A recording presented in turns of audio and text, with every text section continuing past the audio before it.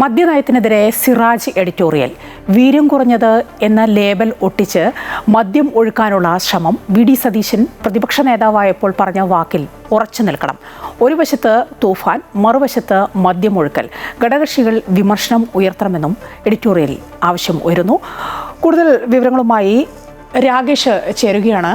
രാകേഷ്, ഏതായാലും വീര്യം കുറഞ്ഞ മദ്യത്തിൻ്റെ നികുതി ഇളവ് വലിയ ചർച്ചകളിലേക്ക് നീങ്ങുകയാണ്. അതങ്ങ് കത്തിപ്പടരുകയാണ്. ഇന്നിപ്പോൾ ബഡ്ജറ്റ് ചർച്ചയൊക്കെ നിയമസഭയിൽ ആരംഭിക്കാൻ പോവുകയാണ്. ഇതുതന്നെയാണ് പ്രതിപക്ഷത്തിൻ്റെ പ്രധാന അജണ്ടയും.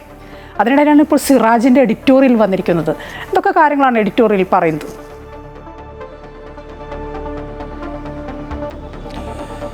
മായ സൂചിപ്പിച്ചതുപോലെ തന്നെ വാക്കുകൾക്ക് വീര്യം കുറയരുത് എന്നുള്ള തലക്കെട്ടോടു കൂടെയാണ് വി.ഡി. സതീശനെതിരെ വളരെ കൃത്യമായി തന്നെ കാന്തപുരം വിഭാഗത്തിൻ്റെ നേതൃത്വത്തിലുള്ള സിറാജ് പത്രത്തിൻ്റെ എഡിറ്റോറിയൽ വന്നിട്ടുള്ളത്.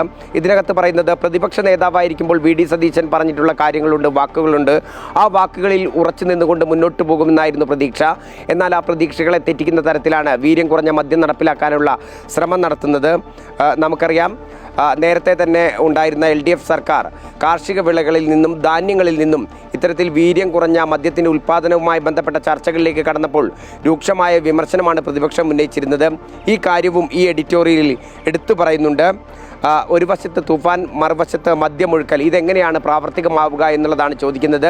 വീര്യം കുറഞ്ഞ മദ്യത്തിൽ നിന്ന് തുടങ്ങി വീര്യം കൂടിയതിലേക്ക്, അതിനുശേഷം രാസലഹരിയിലേക്ക് എന്നിങ്ങനെ പോവും എന്നുള്ള കാര്യങ്ങളും പറയുന്നുണ്ട്.